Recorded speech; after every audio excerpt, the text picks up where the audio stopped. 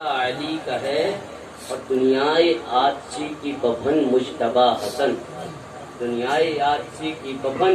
مجتبی حسن، لختے جگر نبی کا تو پیارا علی کا ہے اور تم دخل دے رہے ہو عقیدت کے باب میں، تم دخل دے رہے ہو عقیدت کے باب میں۔ دیکھو معاملہ یہ ہمارا علی کا ہے، دیکھو معاملہ یہ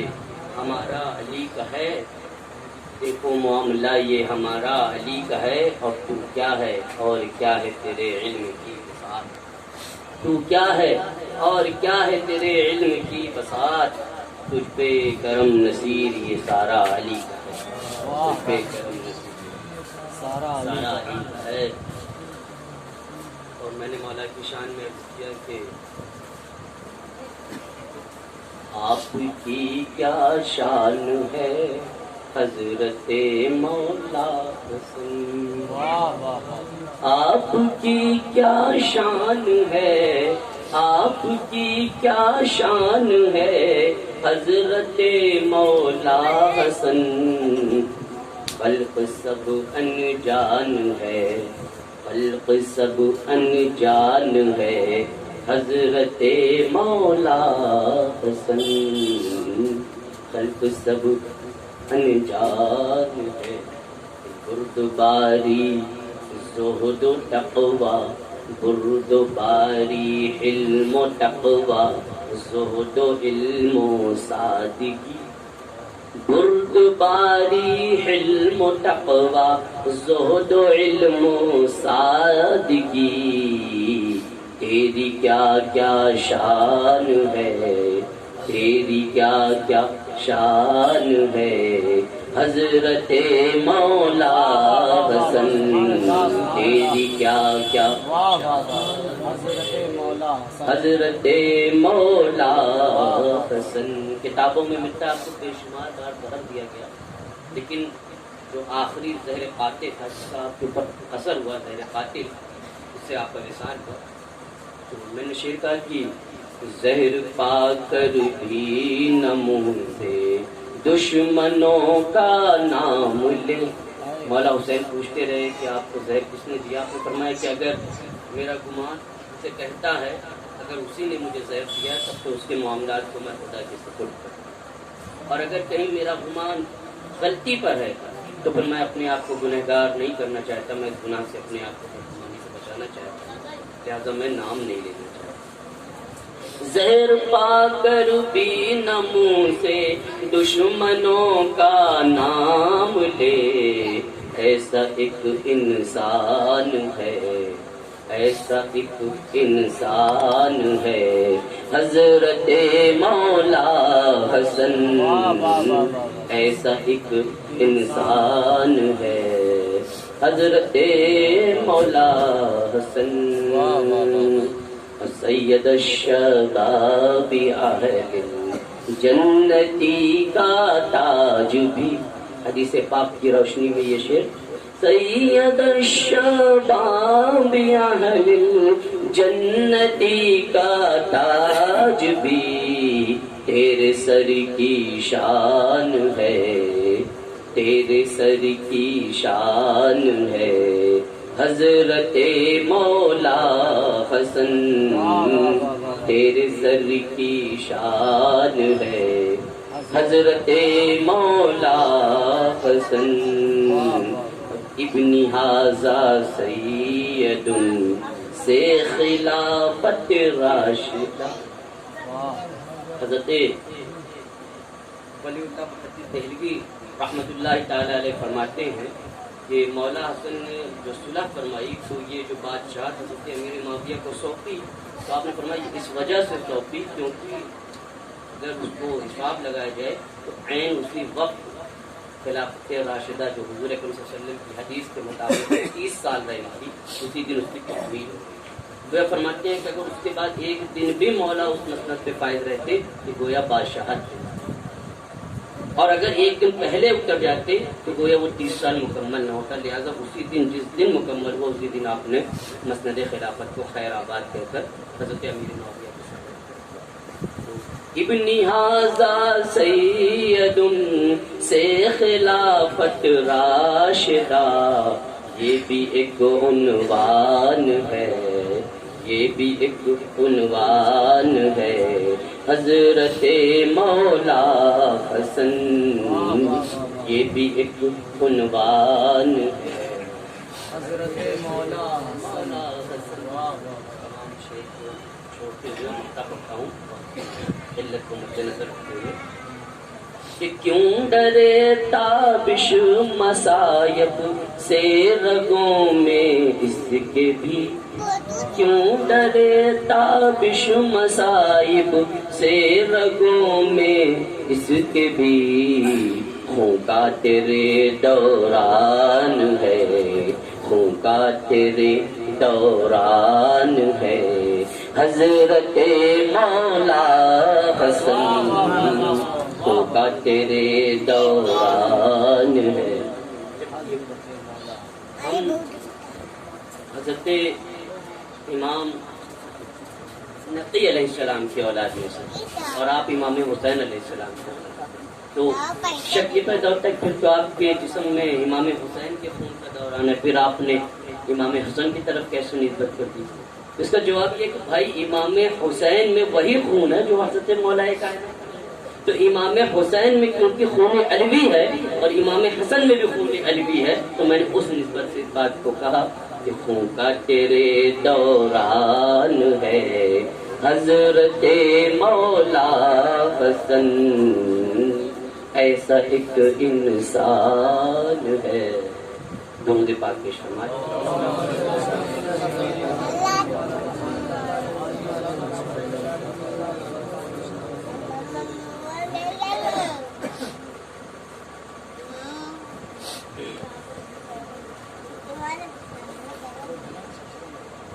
مختصر سی سیرت امام عالی مقام کی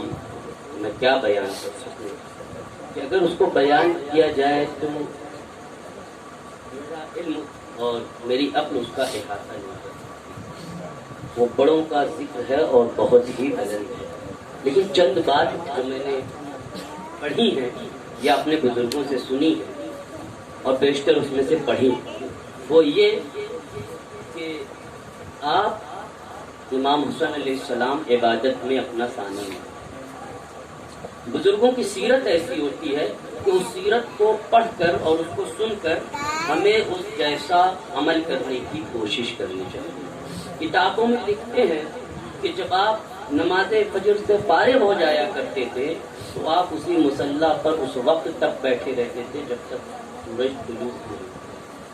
اور جب سورج طلوع ہو جاتا تب آپ اپنے دیگر کام میں لگتے، اس وقت تک آپ اللہ تبارک تعالیٰ کی حمد و ثنا عبادت و ریاضت میں مشغول رہا کرتے تھے۔ گویا اس درجے کی عبادت ہے، اور جب کبھی آپ کے پاس کوئی آتا تو وہ یا تو آپ کو سجدہ میں پاتا، یا آپ کو رکوع میں پاتا،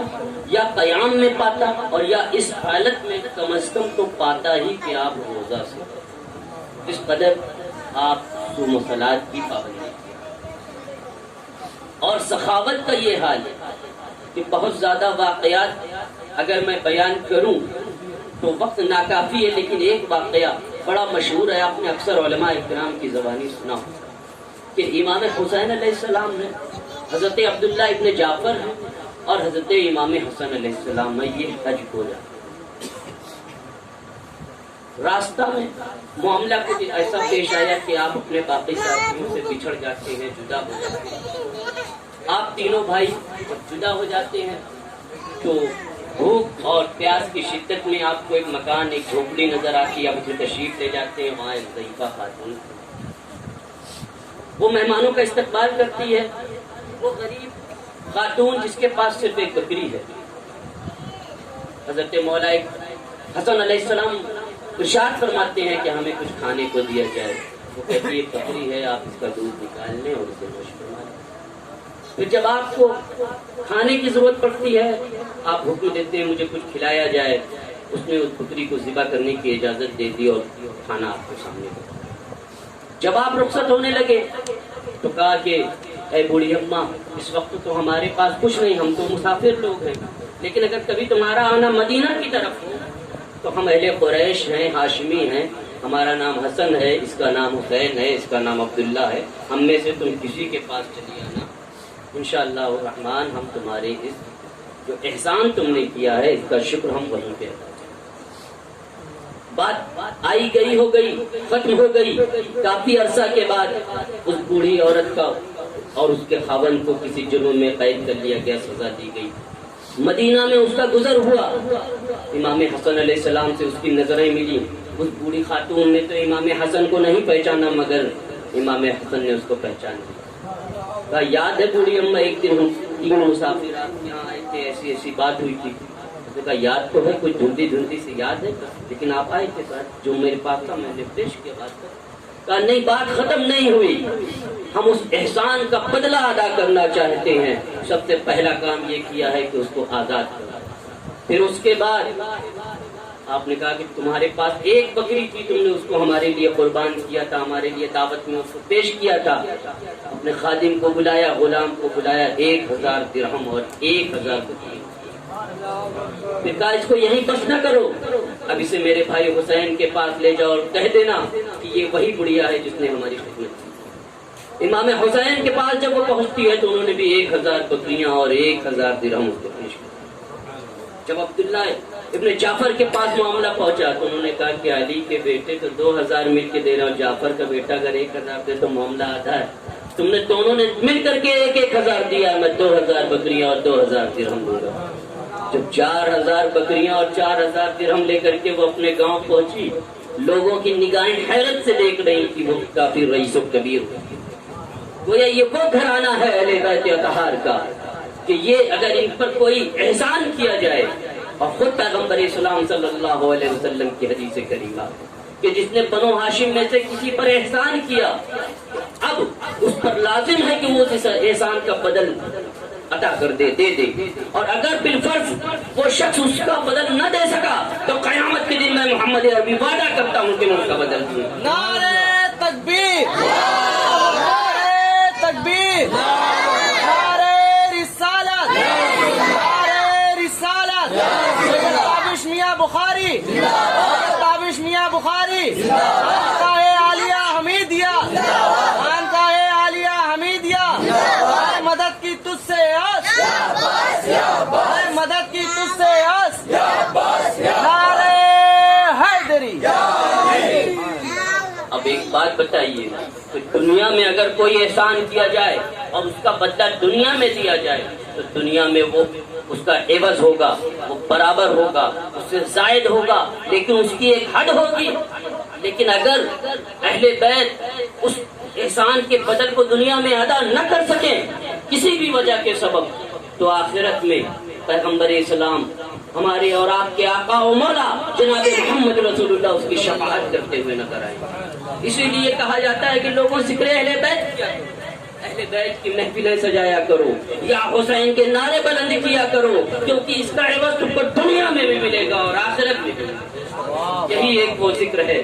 اور یہی ایک ایسا وہ کام ہے جو ہر حال میں قبول بارگاہ ہے۔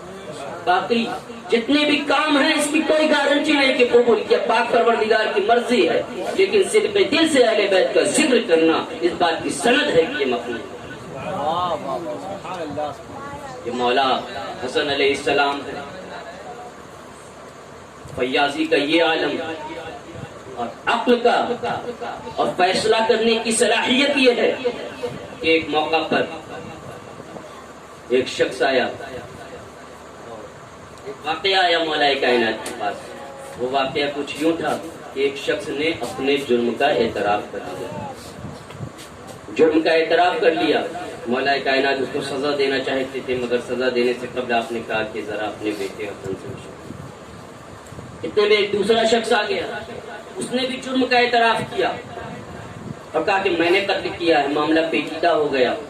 مولا حسن کے سامنے معاملہ بتایا گیا۔ پہلے شخص سے پوچھا گیا کہ تو نے یہ اعتراف کیوں کیا ہے کہ میں نے قتل کیا؟ اس نے کہا کہ بات یہ ہے کہ جس حالت میں مجھے قید کیا گیا وہ حالات ایسے تھے کہ اگر میں 1,00,000 بار بھی کہتا کہ میں نے قتل نہیں کیا پھر بھی الزام میرے ہی۔ بات یہ تھی کہ میں قصائی ہوں، قصاب ہوں، اور میں جب جانور کو ذبح کر رہا تھا، اس کے دوران مجھے قضائے حاجت کی ضرورت ہوئی۔ جب میں جائے واقعہ پہ پہنچا تو میرے خنجر سے خون بھی گر رہے تھے، اسی وقت پولیس کی آمد ہو گئی، مجھے گرفتار کر دیا گیا۔ اسی لیے آپ کو بات کیا ہے کہ اپنا نکاح کو قبول کر لینا ہی بہتر ہے۔ دوسرے شخص سے پوچھا تم نے کیوں اس بات کا اعتراف کیا؟ اس نے کہا کہ دراصل بات یہ کہ قتل تو میں نے ہی کیا تھا، قتل تو میں نے ہی کیا تھا،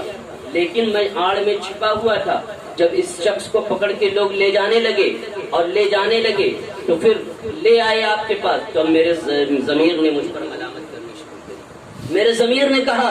کہ تیرا قتل جو تو نے کیا ہے وہ گناہ کوئی اور لے لے، اور تو اپنے گھر میں خوشی و اطمینان سے رہے، اللہ کو بھی منہ دکھانا ہے، جام بارگاہ مرتضوی میں حاضر ہو اپنے جناب۔ لہذا میں یہ کہتا ہوں کہ میں نے جرم کیا۔ اب مولا کائنات نے مولا حسن سے پوچھا کیا کہتے ہو تم؟ تو آپ نے فرمایا نہ پہلے کو سزا دی جائے نہ دوسرے کو۔ اب لوگ چکر میں پہلے کو تو چلو سزا نہیں دی جا سکتی، اس لیے کہ اس نے اس مجبوری میں اعتراف کیا، اس نے تو اپنی وجہ بتا دی، پر دوسرا نے تو قتل کیا ہے۔ آپ نے فرمایا بابا جان، اللہ رب العزت کا فرمان عالی شان ہے کہ جس نے کسی بھی ایک جان کو بچایا گویا اس نے عالم انسانیت کو بچایا ہے۔ اس نے اس ایک شخص کو بچا کر کے پوری عالم انسانیت کو بچایا ہے۔ اب جب اس نے پورے عالم انسانیت کو بچا دیا ہے تو لازم و ضروری ہے کہ اسے معاف کرنا۔ لہذا اس طرح سے اس سخی کے بیٹے نے دونوں شخص کی بخشش کر دی، اور ہوتا کیوں نہ اس انداز میں فیصلہ کہ وہ اس کے فرزند ہے جسے مولا کائنات ہے۔ وہ مولا کائنات آج آپ کو دنیاوی مثال دے کر کے ایک بات عرض کروں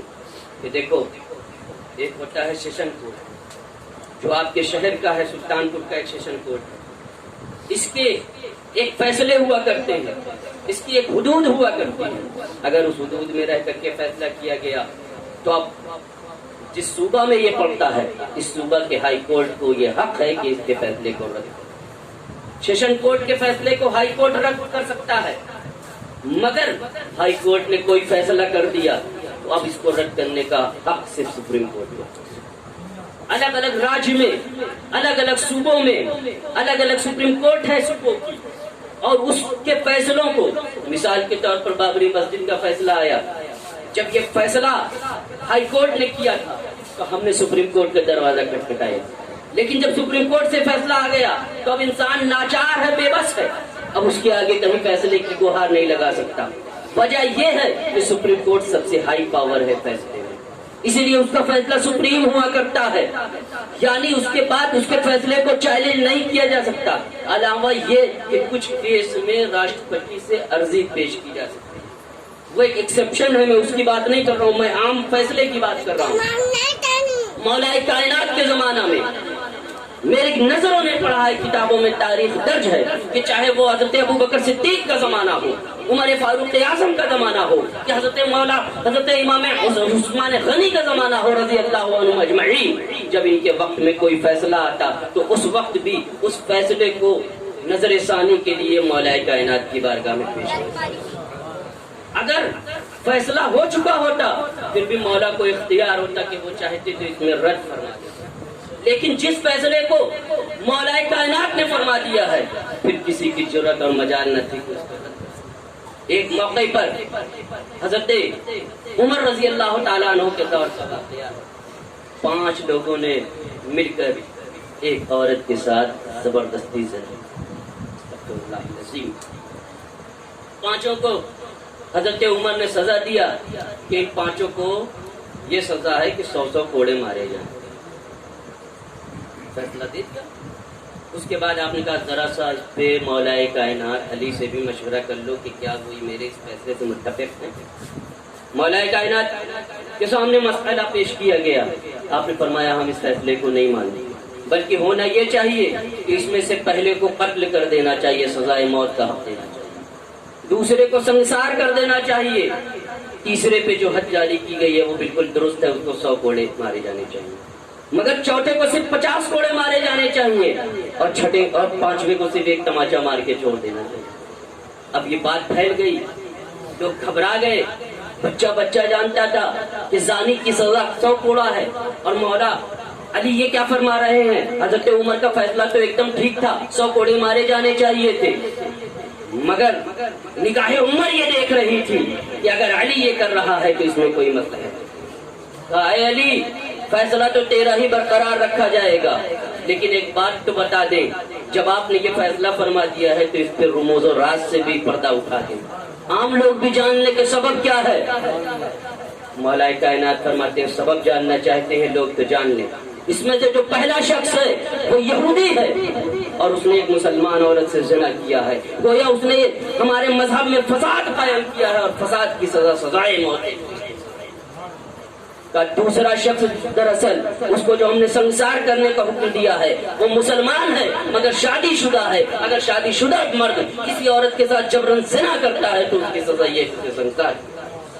تیسرے کو جو ہم یہ کہتے ہیں کہ اسے 100 کوڑے مارنا چاہیے، وہ اس لیے کہتے ہیں کہ وہ ایک کنوارا شخص ہے، اس پہ شریعت کی وہی حد جاری ہوگی جو حضرت عمر نے کی۔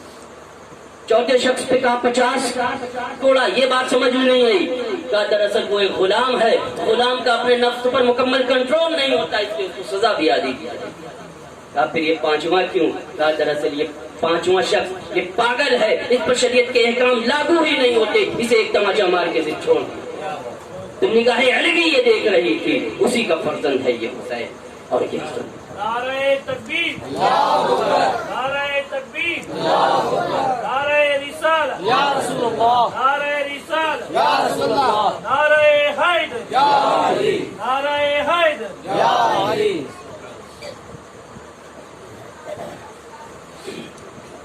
کتابوں میں ملتا ہے، میں چونکہ تھوڑا سا آپ کو تاریخ کی طرف بھی روشنی ڈالنا چاہتا ہوں کہ آپ کے 12 فرزند